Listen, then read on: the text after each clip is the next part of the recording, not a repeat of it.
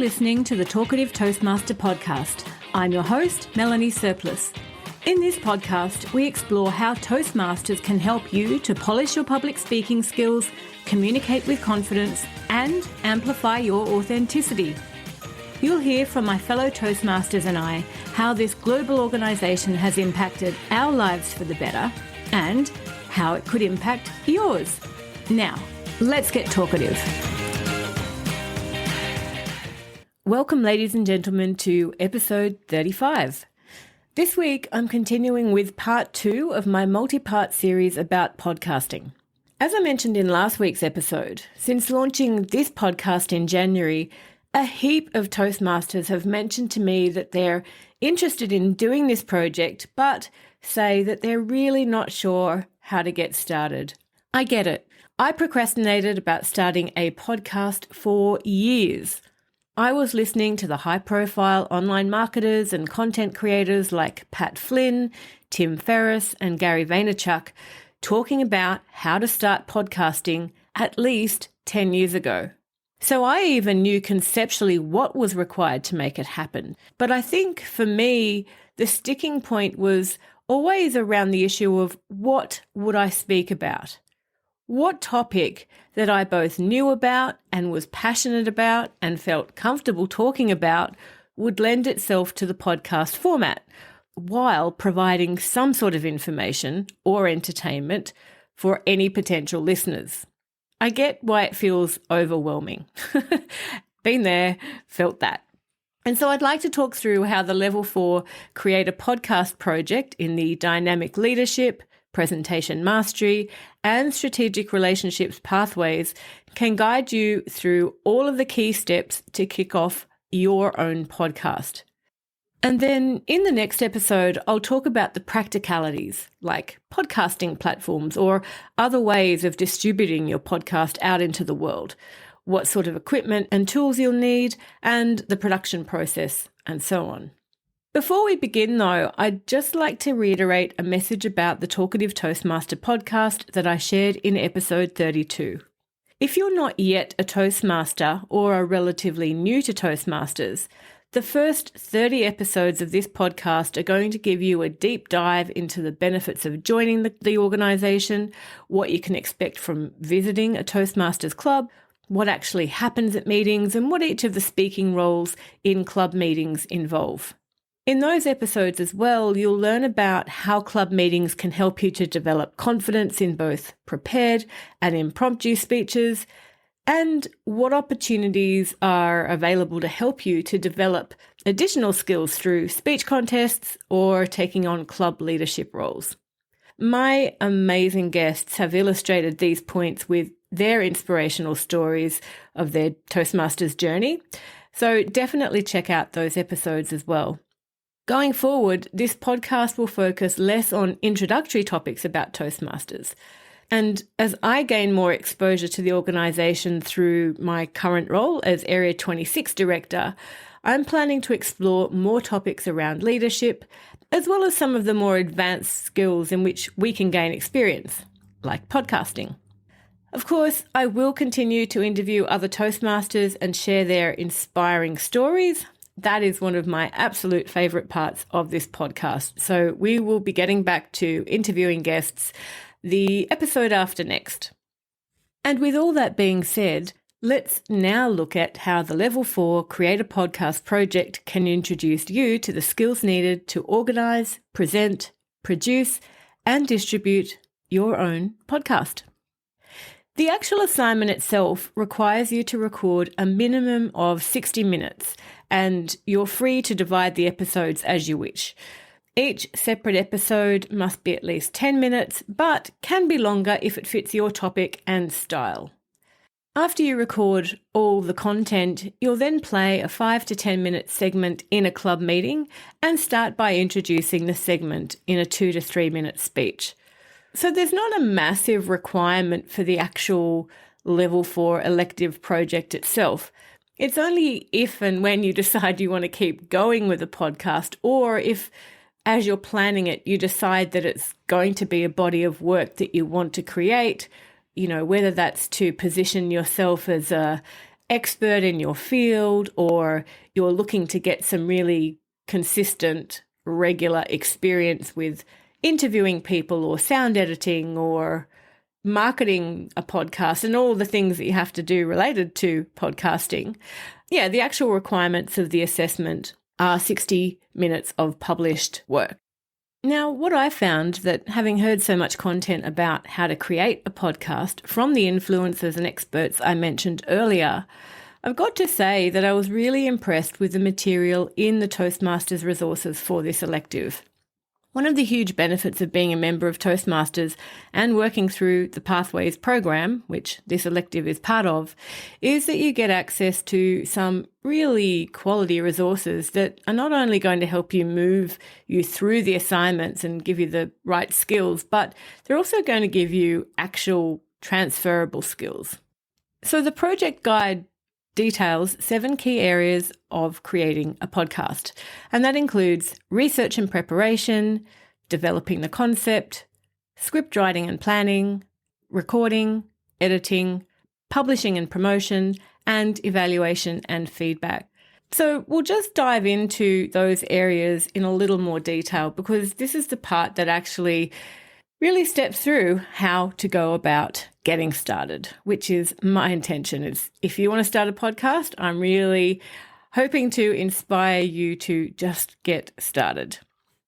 So the first area is research and preparation, and the guide suggests to begin by researching existing podcasts that you like and listen to understand the different styles, formats, and niches. Now, I mentioned in the last episode that comedy, news, and true crime are amongst the most popular podcast genres out there, as is educational content. So when it comes to you selecting a topic for your podcast, have a think about what are you passionate about and what do you feel would appeal to your intended audience. As I said earlier, it was this step that really stalled me and continued to ensure I procrastinated about starting a podcast for years, because I just couldn't nail down a particular subject that I wanted to talk about. And when I came across this elective, it became so obvious that why not speak about Toastmasters? And if you want to start a podcast about Toastmasters for the purpose of this elective, why not? Because it's something that has such a number of topics and every Toastmaster has their own experience. And to me, talking about Toastmasters as a Toastmaster to other Toastmasters just provides so much scope for content. Now, if you want to create a podcast for professional purposes, or you want to build up knowledge in a particular area and really start to present yourself as an expert in that field, think about topics that, again, you're going to feel passionate about talking about, because it would be really hard going to create a podcast on a topic that felt like drudgery to you. That would just be a miserable experience for everyone concerned. So you have to be passionate about what it is that you're going to talk about. And this part may require some time to think, to mull over ideas, kick around a few ideas, and just see what resonates for you. And as you're kicking around ideas, the name of a podcast might materialize. You never know how these ideas are going to come up. If you think about the way you currently write speeches and where you get your inspiration from to do that, this exercise is not too far removed from creating one speech. All a podcast is a number of speeches around the same topic. So again, think about a topic that will give you some longevity. Maybe it's going to be reporting on a particular event or a defined period of time, or other content might be more what we call evergreen, in that it's timeless.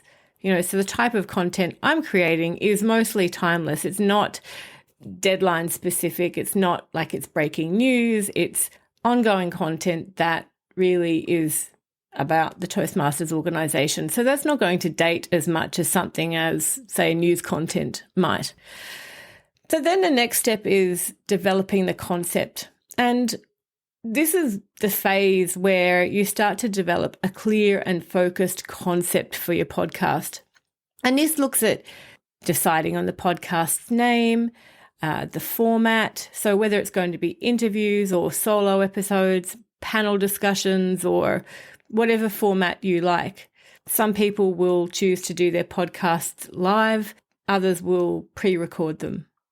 When I worked through this part of the process for my own podcast, I got a spreadsheet and tried to brainstorm at least 20 ideas for 20 episodes. So once I knew it was going to be about Toastmasters, I thought, all right, if I'm trying to explain to a new person, what it's about and all the different elements, I mapped that through in what I felt was a logical process. If I had to explain it step by step, how would I help to get that person from point A of being completely new to the organization and having no idea what it was about, through to, hey, welcome to the club, here's what you can expect, and welcome to your Toastmasters journey. So try to think about how you could help to get someone from point A to point B, and then plan episodes that help to take them along that journey. Now, there is so much potential for variation here and for really putting your own mark on it. I happen to like doing the combination of interviews with guests and solo episodes because the way I mapped out my content was that I wanted to have some core material that was almost like a lecture, I suppose, in nature. And then I wanted to have guests illustrate that particular point. So that's roughly how I tried to map out my material. But I absolutely found that the process of mapping out at least 20 ideas was very helpful because it meant that I was never going to run out of ideas for those first 20 episodes. And now the ideas pop into my mind and I think, oh, that might make a good episode, or oh, that might make a bit of a mini series, or here's what I want to highlight next. So once you've gone through that process, I find it becomes easier to continue to think of more topics for the podcasts. But also in this phase, you want to be looking at how regularly you're going to be putting out the episodes. So if it's, for example, the 1 hour's published content just for the sake of the elective project, it might be that you put out a 10-minute episode each Monday morning for the course of 6 weeks. Boom, you're done. That's the requirements for the show. What I would say, though, is that it's really important to publish your content on a consistent basis. And this is echoed in all of the material by all of the online digital marketing experts. Consistency is so important because it helps to, I suppose, train your listeners about when they can expect an episode from you. If you say that you're going to publish twice a month, just make sure you publish twice a month. If you're going to publish every week, make sure that your podcast is coming out at about the same time every week. It just really helps that engagement process, I feel. Again, the project material gives you a podcast organizer worksheet to help you to outline those first few episodes. So as well as mapping out the general themes of the episodes, if you can then go through and map out, say, the structure of one episode and get a feel for what that might look like. And again, the resources give you a sample format to think about. And if you've done your own research and if you've listened to other podcasts, you might say, well, I want to ask a series of questions each episode, or I want to have a particular format. There's a lot of planning decisions in that phase. And I find that for me, just sticking to a regular format makes it much easier to plan for and to create content for, because I'm not thinking of a new structure each and every episode. That would just take way too much time and thought process. Again, the resources provide you with worksheets on how to do that. As far as managing this bit of the process for my own podcast, I created an Excel spreadsheet or a Google Sheets spreadsheet that mapped out each episode, so the name and when it was going to go to air and what number episode it was. And then on the spreadsheet, I had a tab for each episode, and that would be where I would collect specific information about the guest, look at the questions I was going to ask them, note any specific information that I ask them when I invite them on and they agree to come on. Then there's a bit of an exchange about, how it's going to work. So I note all of that information on an episode tab. So that's a little bit more about developing the concept. Then the third area that the guide talks about is script writing and planning. The guide does step through how to write scripts or detailed outlines for your episodes, including key points, questions, if you're interviewing, segments, and how to go about putting that together. And so whether you fully script each episode or work with the outline model and talk ad lib, it's up to you, whatever you're most comfortable with, and you'll get to know how that works for you over time. My episodes don't have specific segments as such. I just tend to run through each episode or each solo episode as if it were a speech. So there's normally an opening, some key points, and then a conclusion.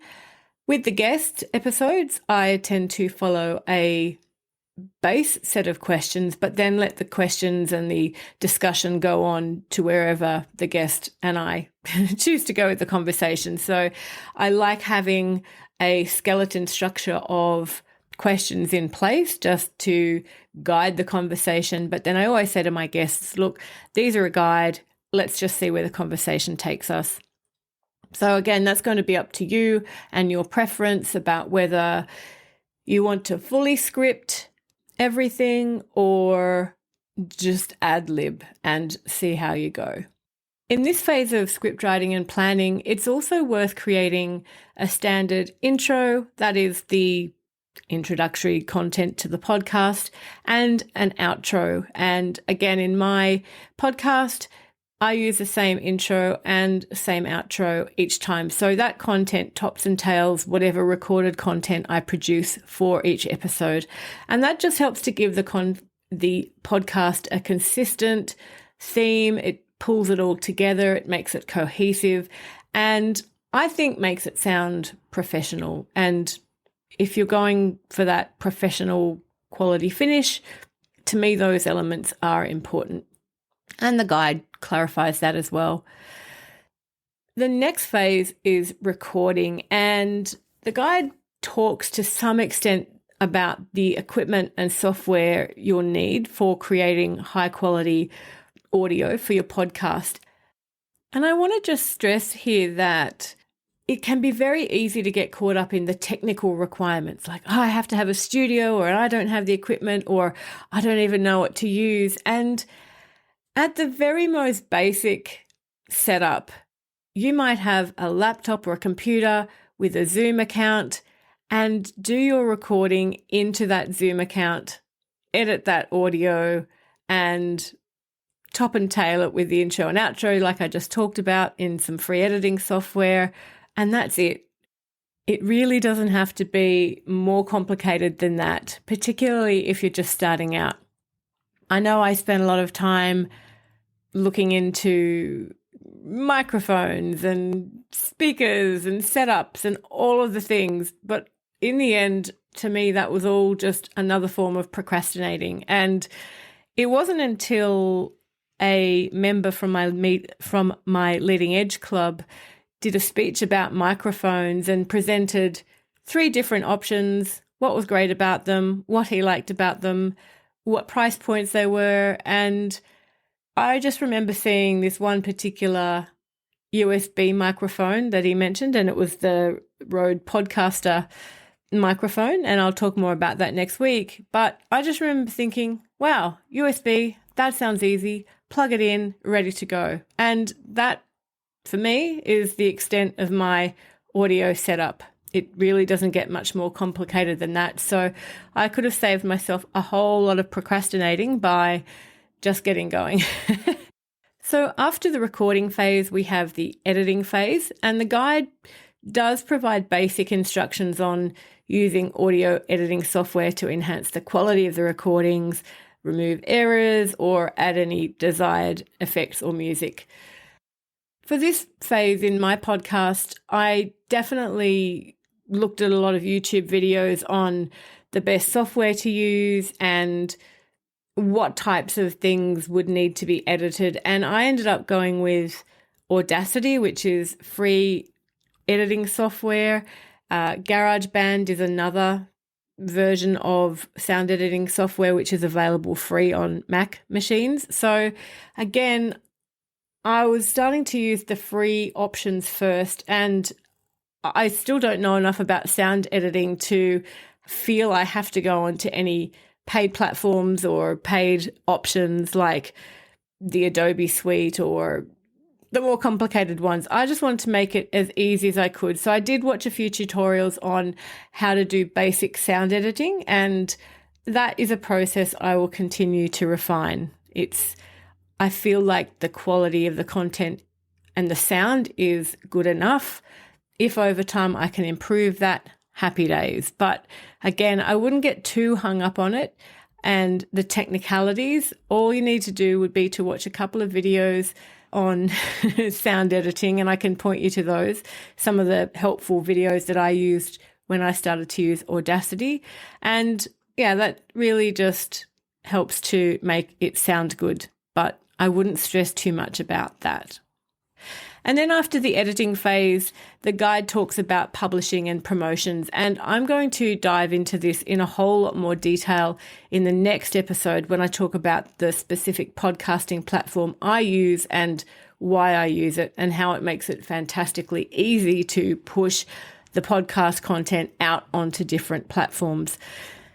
Now, for the sake of the minimum of 1 hour's published content for the actual project, it might be that you decide just to publish that content on, say, YouTube, which will let you publish audio-only files. Or you might have a blog or a website that you could push that content out to. It might also be that you share that content on LinkedIn, just a link to the podcast episode. So we'll talk more about that in detail next week when I look at podcasting platforms. But this is, again, just another one of those decisions that you have to make about how you're going to push this content out. One thing the guide doesn't really talk at all about is how to promote your podcast content. So beyond getting it out onto a publishing platform like Spotify or iHeartRadio or YouTube or wherever it happens to be going, you'll then need to think about how you actually want to promote the content to get it in front of the people that may benefit from listening. After all, that's your objective in creating this content, right? I'll talk more about this idea of marketing your content in next week's episode because it's an area that I absolutely love. I'm passionate about social media and sharing content, but there's also old school ways, very traditional ways of sharing your content, like telling people that you have a podcast, maybe having a business card created that points them to the web address where the podcast is hosted, things like that. So we'll look at marketing in the next episode. And then finally, the guide talks about the idea of evaluation and feedback. So this is the part of the process where you'll actually present a segment of one of the episodes to your Toastmasters Club meeting and have it evaluated.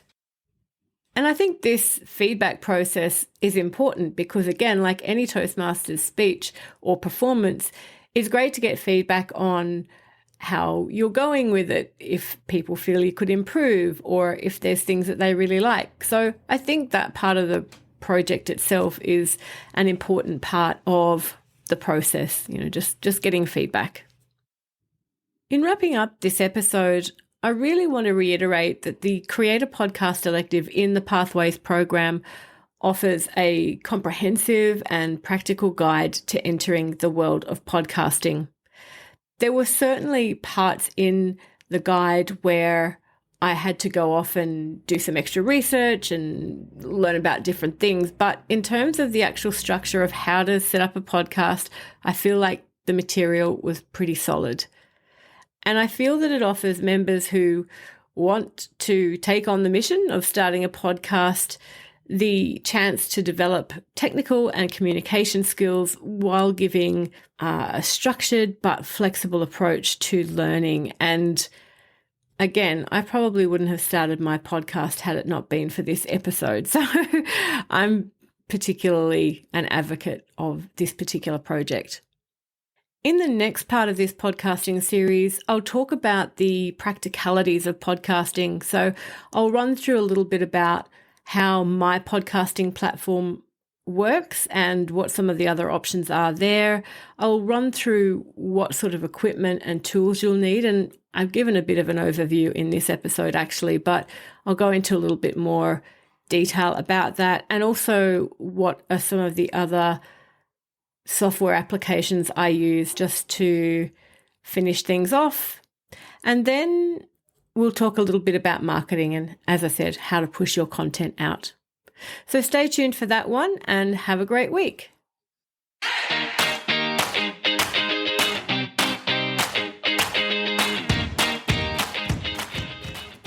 Thanks for listening to today's show. Head to talkativetoastmaster.com where you'll find the show notes for this and all other episodes, as well as links to some awesome Toastmasters resources. If you found value in today's content, I'd really appreciate if you could share it with friends and colleagues who may be interested, or leave a review on iTunes. This helps more people to find us. Until next time, remember the words of Ralph Waldo Emerson. Speech is power. Speech is to persuade, to convert, to compel. Have a great week.